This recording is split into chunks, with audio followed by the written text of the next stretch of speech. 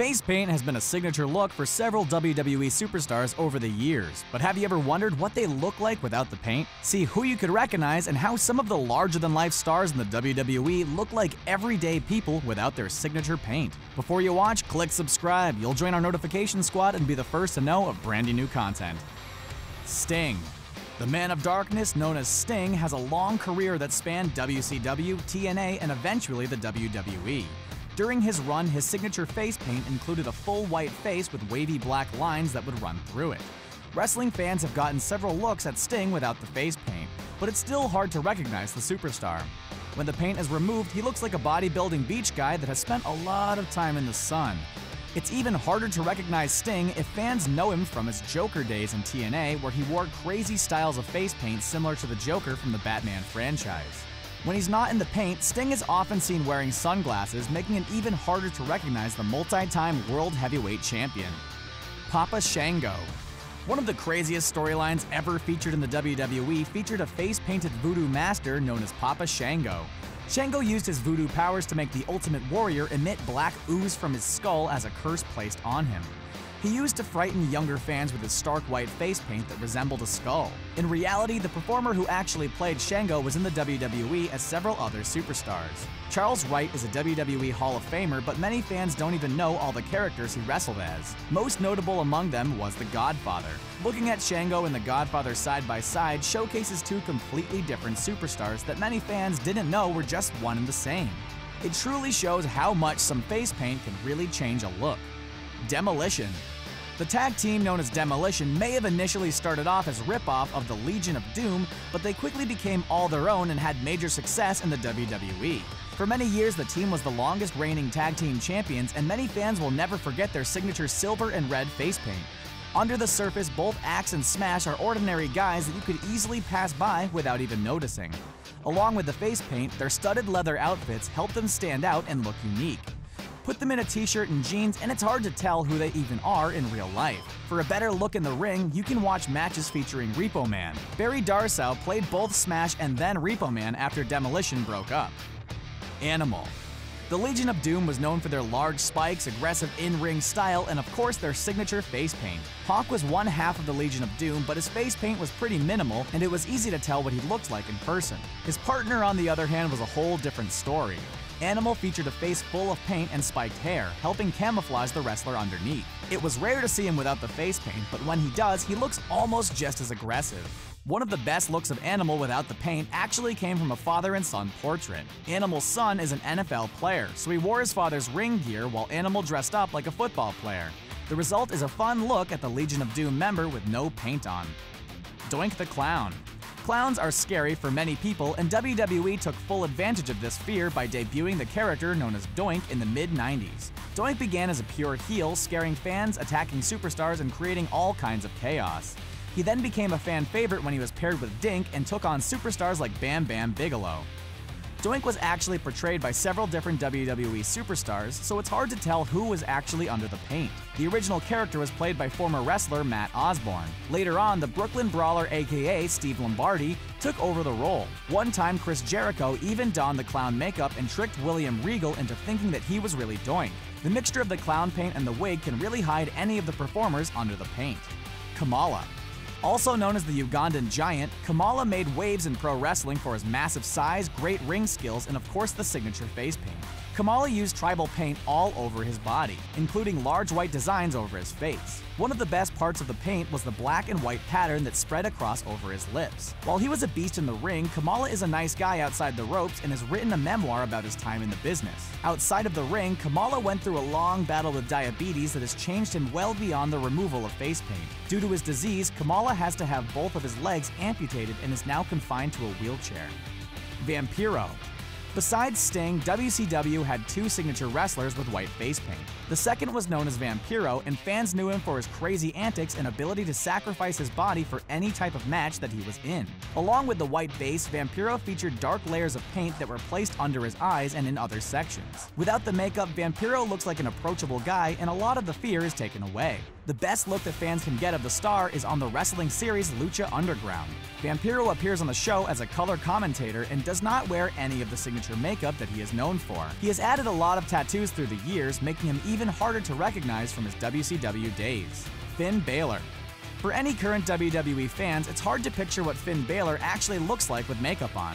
The first ever WWE Universal Champion is known for transforming into the Demon and wearing some crazy makeup to match this look. Long before Balor was in the WWE, he took his Demon makeup to new heights with some crazy designs and themes featured through the years. Some of the highlights of these designs include the Joker, Bane, the Punisher, and Spider-Man. Not everything was comic book inspired though. Balor also turned his demon character into a version of Darth Maul from Star Wars. He even appeared in the ring in full Freddy Krueger makeup that made it hard to tell he was Balor or the demon. No matter how many times you see him without his makeup, it's crazy to witness the transformation that Balor undertakes. Quiz time, WWE fans! Stay tuned until the end for the answer and see if you were right. We already revealed that Chris Jericho once dressed as Doink the Clown, but can you name the 2 tag teams that dressed as him to be a part of Team Doink at the 1993 Survivor Series? Umaga. After TNA found success with the superstar Samoa Joe, the WWE decided they needed their own counterpart instead of just signing the guy himself. Enter Umaga. Promoted as a Samoan warrior, Umaga took the WWE by storm, and one of his signature WWE looks was the face paint that appeared on his face. It consisted of a mix of black tribal symbols that were made to look like legitimate tattoos. Umaga's face paint designs changed on a consistent basis, but they were always enough to cover up a majority of his face. When the makeup was removed, the scary intensity of the superstar didn't seem so bad. Umaga actually looks like a lot of his wrestling family. He has a similar look to cousins and other family members like the Usos and Roman Reigns. Insane Clown Posse. The Insane Clown Posse are known for their rap careers, but they've also had a big influence in pro wrestling. After a brief stint in the WWE, the ICP spent a good year wrestling in WCW. The hardcore tag team duo took on WCW stars like Rey Mysterio, Mike Awesome, and Billy Kidman. Eventually, the pair formed their own wrestling promotion known as Juggalo Championship Wrestling. The wrestling company still runs a variety of shows where the Insane Clown Posse often appear in their full clown makeup. When the 2 rappers aren't wearing makeup, they actually just look like a couple of die-hard wrestling fans that you may see in the arena stands at night. Violent J seems more like Friendly Joe, and Shaggy 2 Dope looks like a dope guy to hang out with. The Kiss Demon. For some odd reason, WCW thought it was a good idea to purchase the rights to the Kiss character and create a wrestler based off of their stage persona. Thus, the Kiss Demon was born. Dressed like some type of Kiss mega fan, the Demon wore the trademark black and white face paint, had long locks of hair, and often wore leather outfits. Wrestling fans were not a fan of the character, and he quickly became a jobber that lost to other face-painted wrestlers like Vampiro and Sting. You don't need to head to a Kiss concert to see the Demon these days. The man behind the face paint is actually a coach in the MLB. WWE caught up with the obscure character and did a profile to showcase the man without any face paint. He looks more like your friendly next-door neighbor than any type of demon.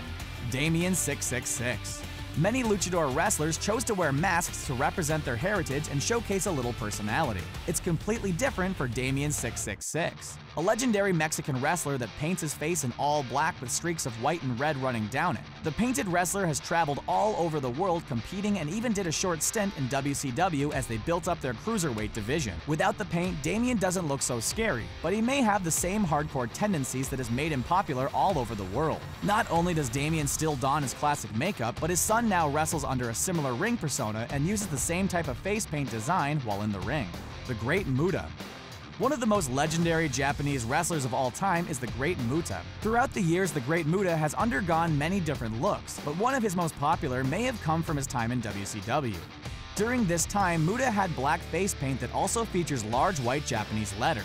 He was a force in the ring and faced off against many legends including Sting, Vader, and Lex Luger. In his later years, Muta ditched the face paint for a mask and then eventually wore nothing on his face. Many people don't realize that they are the same wrestler using the same ring name. Without his paint, he may not be as intimidating, but he still has amazing skills in the ring.